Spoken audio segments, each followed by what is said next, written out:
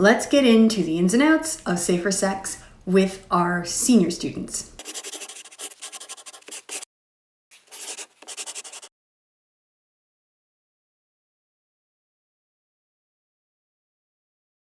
Hi, I'm Nadine, Thornhill sexuality educator. Welcome to Safe Sex Ed, the series where I teach every sex education module from Ontario's 2015 Health and Phys Ed curriculum.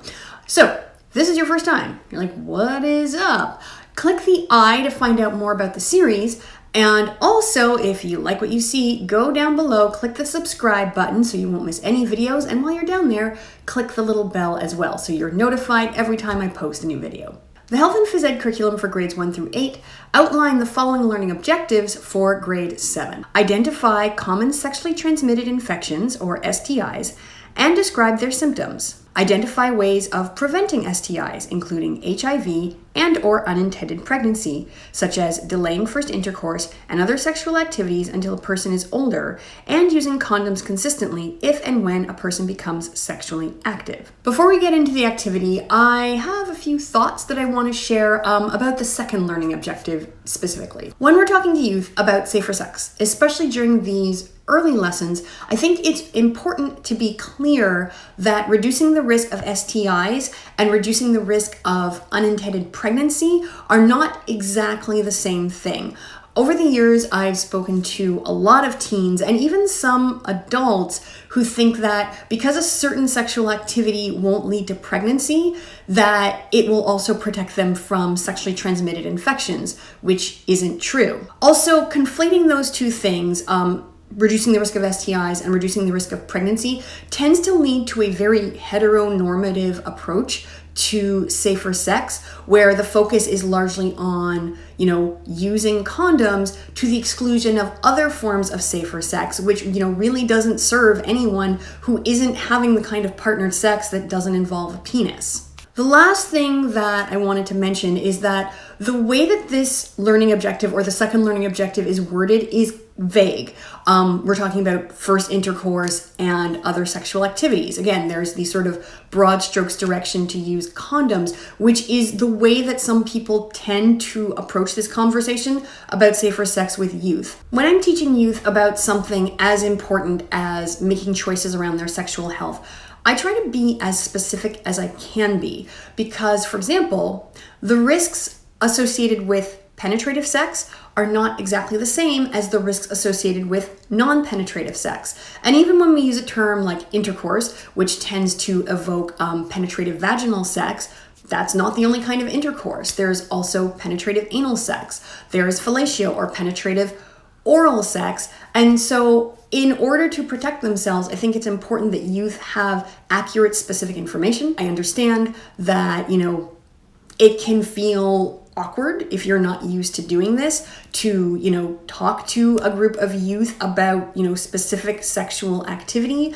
It might feel, weird or uncomfortable to use some of those terms. But again, the broad strokes general directives often leave a lot of youth kind of floundering as to what to do. I am going to talk about abstinence and delayed sexual activity in depth during the lesson on sexual choices, which will be in a couple of weeks, so come back for that. But for now, I just want to mention that if we're having partnered sex, reducing the risk of sexually transmitted infections is a concern regardless of how old we are. Similarly, if we are having partnered sex, and it is the kind of partnered sex that can lead to pregnancy, then, reducing the risk of unintended pregnancy is a relevant concern no matter how old we are. Today, I have 2 activities for you and a bonus or optional activity. So today, I have 3 activities for you. For the first activity, you'll need, newsprint or flip chart paper, or you can use a smartboard if you have one. And if you are doing this activity on paper, then you will also need a marker or something to write with. So this is a simple brainstorming activity where you are going to ask your group or your students some questions. They're going to answer popcorn style, and you can write their answers on the newsprint or on the smartboard. The first question: why would someone want to reduce their risk of sexually transmitted infections? Untreated STIs can lead to more serious health problems like infertility, cancer, liver disease. Some STIs will produce uncomfortable symptoms, like burning or itching, particularly around the genitals, or just, pain. Doesn't feel great. If we have an STI, there's a risk that we could pass that STI along to any of our sexual partners. And some STIs, if left untreated, can be fatal. The next question is, how can someone reduce their risk of contracting an STI? They can not engage in sexual activity, or at least not engage in partnered sexual activity, which does not reduce your risk, it just eliminates your risk. We can use condoms, as mentioned in the learning objective.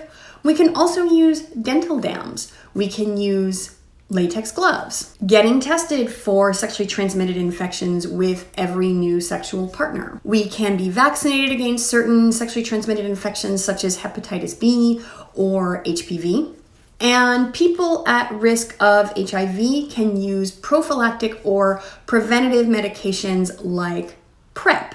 What can someone do if they have contracted an STI? In the case of bacterial infections like chlamydia, gonorrhea, also in the case of syphilis, if you catch it early enough, you can cure the infection with antibiotics. If you have something like crabs or scabies, you can use a special medicated shampoo to get rid of them. Viruses like HIV can't be cured. However, if they are caught early, they can be treated and the symptoms can be managed with antiretrovirals and other medications. If you have contracted a strain of HPV, getting regular pap smears will help you keep track of the progression if there is any. If you've contracted a virus like herpes, again, there is medication that can help reduce the frequency of outbreaks and help you manage symptoms. Next question, why would somebody want to reduce their risk of unintended pregnancy? They may not feel mature enough to have a child. Pregnancy can be physically risky. They may not feel that they can take on the financial responsibility of a child. Some people don't want kids, or they don't want more kids than they already have. I'm good. Next question, what can someone do to reduce their risk of unintended pregnancy? They can, again, not have partnered sex. Gets rid of any risk because there is none. They can not have penis in vagina sex. They can use a condom during penis and vagina sex. They can use hormonal contraception, so the pill, the patch, or the ring. If they have unprotected penis and vagina sex, or they are using a form of contraception that fails, they can also use the emergency contraceptive pill. What can someone do if they are facing an unintended pregnancy? They can get support from family and friends. They can consider their options, parenting, adoption, and if it's early enough in the pregnancy, abortion. They can find a doctor or healthcare provider that they trust, assuming they don't have one already. And they can do things to take care of both their physical and their mental, emotional health as best they can. For this activity, you are going to need some STI fact sheets, and I will have those for you on my website, NadineThornhill.com. Explain to your students that this is a takeover. They are going to take over the teaching responsibilities for this part of the lesson. And you're just gonna kick back and absorb the knowledge that they throw at you. So in order to teach, first you have to learn. So divide your class or your group into 4 smaller groups. We're gonna have the bacterial STI group. So that is going to be chlamydia, gonorrhea, syphilis. You're going to have the viral STI group. So that is going to be HPV, herpes, and hepatitis B. HIV is also a viral infection, but there's a lot of information, so you are going to have a separate specific HIV group. And lastly, you are going to have the parasitic STI group, so that is crabs and scabies. You're going to give each group the STI info sheet that is relevant to their topic. Together, they are going to study the information and come up with a way to present it to the rest of the class in an engaging way in a 5 to 7 minute presentation. So the presentation should include the following information. which STIs are included in their category, how the STIs are spread. Is it through fluid exchange? Is it skin-to-skin contact? Can it also be spread in a non-sexual way? A list of common symptoms, whether or not the STIs can be asymptomatic, meaning they don't present any symptoms, and if so, how often that happens. Generally speaking, most people do not know they have an STI because a lot of STIs do not present any obvious symptoms, at least not for a long time. Where people can get tested for the STIs and what is the ideal time to get tested to avoid further health issues. How the STIs are cured, and if they can't be cured, how they are treated. And the potential health risks if the STIs are left untreated. Give the group at least 45 minutes to work on their presentation. And if they have access to art supplies or, digital tech like iPads, you can certainly, let them use that as part of their presentation. And then you'll need, between 30 and 45 minutes probably to do the presentations. So you may want to divide this activity up between 2 days. So one day to put together the presentations, and then the next day or next class to do the presentations.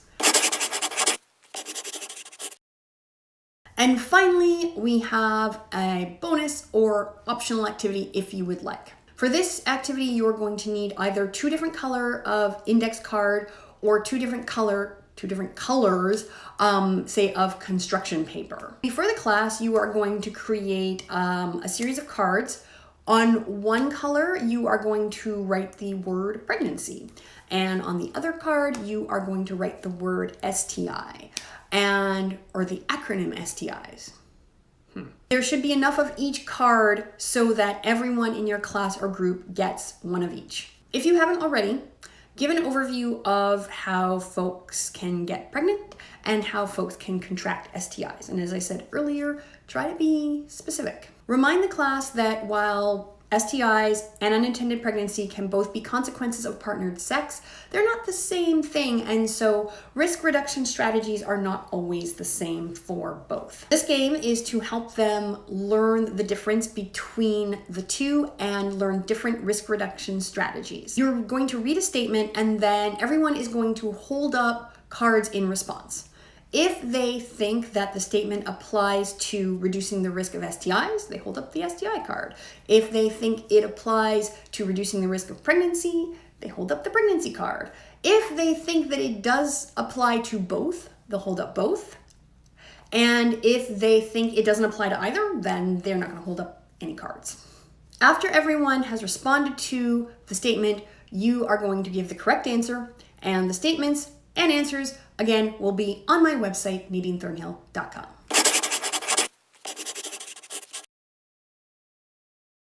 At home, you can talk about your own safer sex practices in front of your kids to normalize it.